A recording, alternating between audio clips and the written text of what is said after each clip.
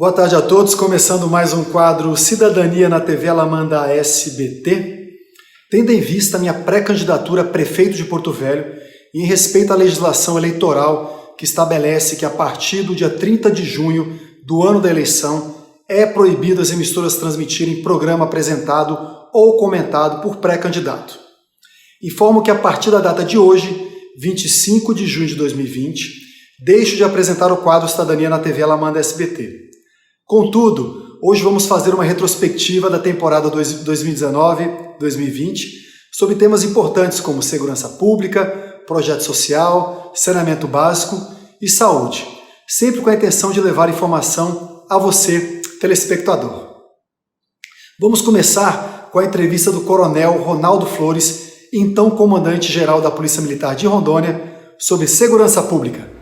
Coronel, houve um aumento da criminalidade nesses conjuntos habitacionais, né, os condomínios populares, como o Orgulho do Madeira, o Cristal da Calama. Eu tive mesmo, já fui lá no Orgulho do Madeira, eu até vi umas inscrições, umas pichações com aquelas marcas dessas facções, né, nas paredes, então me chamou muita atenção isso. O que está sendo feito para diminuir então a criminalidade nesses lugares, que há uma concentração muito grande de pessoas, né, morando nesses lugares, e acabaram que entregaram aquilo sem posto de saúde, sem escolas, ou seja, você acha que a aproximação da polícia, a polícia comunitária ajuda nesse combate aos crimes?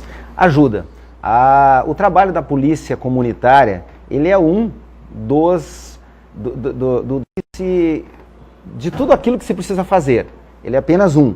É necessário que a gente entenda um pouco como se deu a ocupação desses conjuntos.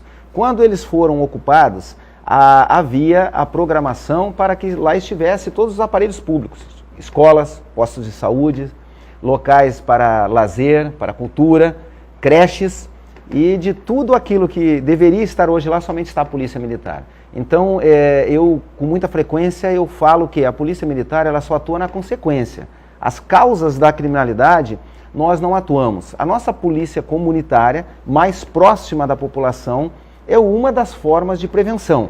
Se faz necessário que todos os demais setores dos poderes públicos, e eu falo a nível estadual, federal e municipal, estejam presentes nesses condomínios. O Orgulho do Madeira hoje possui uma população de 16 mil pessoas. O Cristal da Calama em torno de 4 mil. Somente a população desses dois equivalem a mais de 25 municípios do estado de Rondônia. O nosso batalhão, que é responsável pela área, o 5º Batalhão, que o Major Glauber Souto comanda, tem uma série de ações. Por exemplo, nós temos policiais lá que participam com as crianças em escolinhas de futebol, são mais de 100 crianças em cada um dos dois locais. Nós possuímos outros programas junto com aquela população, mas é necessário muito mais do que isso. É necessário que todos os demais segmentos das sociedades e dos setores públicos se façam presentes também nesses condomínios. Agora, a entrevista com a Márcia Pini sobre o projeto social de um bebedouro para moradores de rua. Mas as duas semanas atrás eu vi uma notícia na internet de que uma advogada tinha feito um bebedouro lá na casa dela, fornecendo água potável para os moradores de rua, né? Tem até uma foto aqui. Esse senhor aqui, inclusive, ele não é nem morador de rua, né? Ele é um trabalhador que resolveu beber água lá da fonte, né? Sim. Como é que surgiu essa ideia, então, de fazer esse bebedouro lá na sua casa para poder fornecer, então, água para a população, principalmente para os moradores de rua? Eu sou muito sensível à questão das pessoas em situação de rua, né, que moram na rua, ao longo da minha vida. E sempre na minha residência, sempre fornecia alimentação, água. Aí eu ficava pensando, assim, a comida até que não é uma coisa tão terrível, mas a sede, né, nesse calor. Então eu ficava sempre pensando. Então eu tinha garrafinhas de água que eu dava e tal, mas era sempre complicado, tinha que apertar a campainha. Aí eu pensava, como que eu vou fazer para simplificar esse processo para mim e para eles, né? Aí imaginei algo assim já há muito tempo que eu penso e tenho esse desejo e finalmente consegui concretizar, porque tinha que ter segurança, tinha que ser uma água, vamos filtrada, dizer assim, né? Ela é filtrada, ela é gelada. Então teve todo um projeto aí que eu elaborei, aí teve algumas pessoas que me ajudaram a concretizar, né? Então, tá aí. Fica na Brasília, é isso? Na Brasília, 2580. E aí não serve só a quem mora na rua, né? Mas a todos que passam por ali, os ambulantes, pessoas que vão... Porque minha casa é bem no centro, né, de Porto Velho, então muitas pessoas vão, e água é uma coisa cara, né, por incrível que pareça, é caro, então está disponível. O que eu percebi? Além daqueles que já são meus amigos há muitos anos, né, os moradores, outras pessoas também. Eu sempre deixo copo descartável lá, a gente procura deixar sempre muito limpinho. E é interessante que eles, os moradores, ajudam a cuidar, muito interessante. Também conversei com José Eduardo Guide, engenheiro civil, sobre saneamento básico. Eduardo, saiu uma lista recente e Porto Velho ficou na última colocação, né, como a pior capital do Brasil em saneamento básico, né? Falta de coleta de esgoto, tratamento de esgoto, água tratada, uma posição muito ruim. Mas lá na ponta, no cidadão, como é que isso influencia para o cidadão, né, que vive na cidade aqui? Pois é, Fabrício, é verdade. É um indicador muito negativo para a nossa capital, o último em saneamento básico, e isso impacta de uma forma violenta quem está lá na ponta. Para você ter ideia, juntamente com o setor de telecomunicações, energia, habitação, mobilidade urbana e transportes, o saneamento é um dos pilares do desenvolvimento. Isso tudo trabalhado perfeitamente, com muito detalhe, lá no Ministério da Infraestrutura. Eles apuram isso já de muito tempo. Hoje você tem, entre as diversas políticas públicas, o Plano Nacional de Saneamento, que integra todo esse rol que vai atingir um índice que várias pessoas conhecem, o IDH, o Índice de Desenvolvimento Humano. Isso quer dizer o seguinte, trocando em miúdos, se um dos seus pilares da infraestrutura não funciona, está prejudicado, seja lá qual for o motivo, o desenvolvimento do país, do estado ou daquela localidade, no caso a nossa capital Porto Velho, também está prejudicado. Então quem está lá na ponta sente de verdade, desde o seu bolso, passando pela parte também social. A gente está falando de saneamento, isso impacta diretamente. Agora, falando de forma mais objetiva na saúde, só para você ter ideia, em cidades que têm baixo índice de cobertura de saneamento, a taxa de mortalidade infantil de crianças de 0 a 5 anos é maior e a longevidade dos cidadãos é menor. Então, isso impacta tanto na questão social, notadamente na área de saúde, quanto no bolso do contribuinte. Vamos assistir a entrevista do Dr. João Otávio Moreb, médico cardiologista, sobre saúde pública. Vamos falar sobre terceirização, as OSS. Eu gosto muito desse modelo, já falei várias vezes, inclusive eu estudei um caso de sucesso, que é uma OSS, que é a Organização Social de Saúde, lá em São Paulo, que é aquele Hospital Municipal Infantil Menino Jesus. E quem administra esse hospital é o Hospital Sírio-Libanês, que é o melhor hospital da América Latina, assim como o Albert Einstein, e já administra esse hospital, que é um hospital público, já há 10 anos. E o hospital é referência no Brasil, inclusive esse modelo já se espalhou, aí já tem uns 100 hospitais no Brasil que copiam esse modelo. Mas aqui quando falaram de OSS, foi uma confusão, o sindicato, foi uma briga danada. Mas você não acha que não chegou a hora da gente inovar, tentar um outro sistema como essas OSS, porque o sistema de hoje já não funciona. Nós não temos que tentar ver o que está dando certo e trazer para cá? Eu acredito que é uma alternativa válida. Nós temos OS funcionando plenamente bem em vários locais do país, como bons exemplos. Eu acho que a forma de OS é uma forma para a gente tentar quebrar a burocracia que o serviço público impõe. Talvez você manter uma OS sadia seja mais caro do que fazer um serviço público pleno funcionar. Mas o fato de você falar assim, olha, eu vou bancar essa OS tem menos burocracia para poder fazer o serviço funcionar, às vezes é muito válido. Então eu sou a favor de OS funcionantes, quando você tem pessoas sérias por trás dela. E a gente vê, por exemplo, aqui em Rondônia, o exemplo do Hospital do Amor.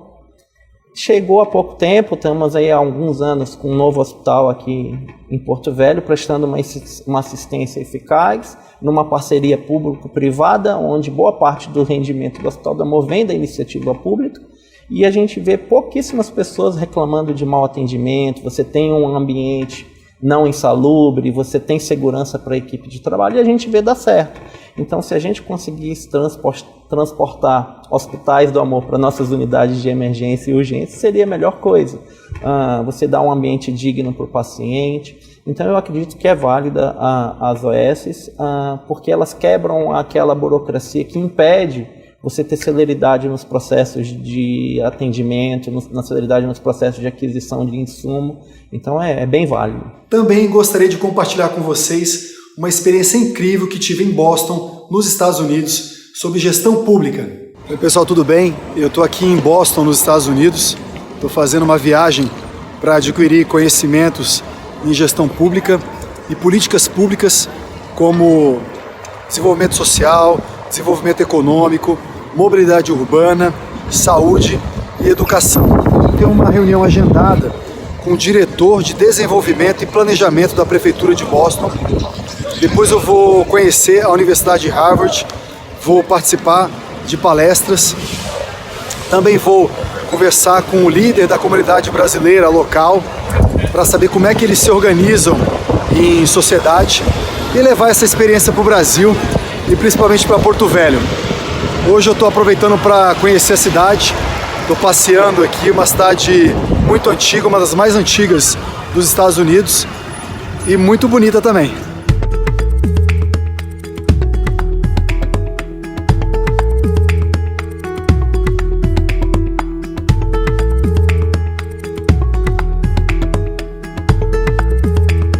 Eu estou em Cambridge, que é uma cidade que fica ao lado de Boston, e hoje eu estou realizando o sonho, estou conhecendo a Universidade de Harvard, que é a instituição de ensino mais antiga dos Estados Unidos, uma das mais importantes do mundo. Por aqui já passaram 150 prêmios Nobel e 8 presidentes americanos se formaram nessa universidade. Também tem a maior biblioteca dos Estados Unidos e uma das mais importantes do mundo. Hoje eu vou participar de uma palestra na Harvard Kennedy School, que é uma escola voltada mais para a política. Aqui também nesse complexo, que é o campus, que é belíssimo, tem também a Harvard Business School, que é mais ligado para economia e empreendedorismo.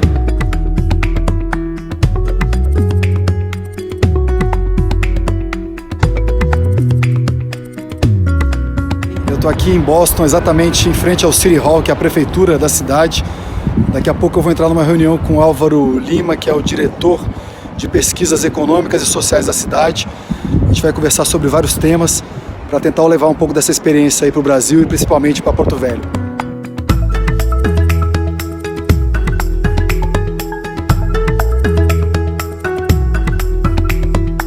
Eu acabei de participar de uma reunião com o Álvaro Lima, que é diretor de pesquisa de desenvolvimento econômico e social aqui da Prefeitura de Boston. Tive aqui uma conversa de mais de 2 horas sobre o que a gente pode fazer para melhorar as nossas cidades aí no Brasil, de mobilidade urbana, saúde, educação, enfim, foi um ótimo bate-papo. Álvaro, eu queria te agradecer primeiro por me receber aqui em Boston, conhecer essa estrutura. Para vocês terem uma ideia, essa aqui é uma sala onde tem uma maquete da cidade de Boston, né? E essa maquete foi muito utilizada durante muito tempo, mas agora, como o Boston cresceu muito, se desenvolveu muito, eles acabaram colocando essa maquete dentro de um programa de computador para ficar mais fácil até para saber por onde é que a cidade cresce, de que forma que ela cresce. Todas as análises possíveis, né? né? De zoneamento e de análises econômicas. Primeiro, obrigado pela visita. É sempre bom ter alguém do Brasil aqui na prefeitura. É ótimo porque a gente tem a oportunidade de mostrar o trabalho que a gente faz, mas como brasileiro, para mim é sempre uma oportunidade de me ver de volta no país. Que bom, e justamente a ideia é essa, é levar conhecimento para o Brasil do que está dando, quer dizer, o que está dando certo aqui nos Estados Unidos e o que pode ser implementado no país. Então, Álvaro, de uma forma resumida, eu sei que a gente conversou sobre muita coisa, qual que é a mensagem que você dá no Brasil? Você está aqui já há 16 anos. Estou há 16 anos trabalhando na prefeitura, 35 anos em Boston. Em Boston, né? E ele é de São Luís, no Maranhão, então sabe quais são os problemas, que o Maranhão também tem mais ou menos os mesmos problemas de Porto Velho, também de falta de saneamento básico, falta de infraestrutura. Você nasceu lá, foi criado, sua família está lá ainda. Então, sim, qual que é a sua mensagem para a gente, né, para os brasileiros, do que a gente pode fazer, usar de exemplo aqui de Boston, lá no Brasil? Olha, eu penso que o grande exemplo, e foi uma coisa que discutimos por muito tempo, é esse entendimento que existe aqui em Boston de que os problemas econômicos eles derivam também em problemas sociais, problemas na estrutura e no tecido social. Então, tudo que a gente faz aqui, a gente tenta fazer a pergunta e fazer os projetos perguntando como que isso vai refazer esse tecido social, como se vai fazer as pessoas se empoderarem da realidade dela, do meio ambiente dela, como eles vão construir o meio ambiente, como eles vão zelar pelo meio ambiente deles.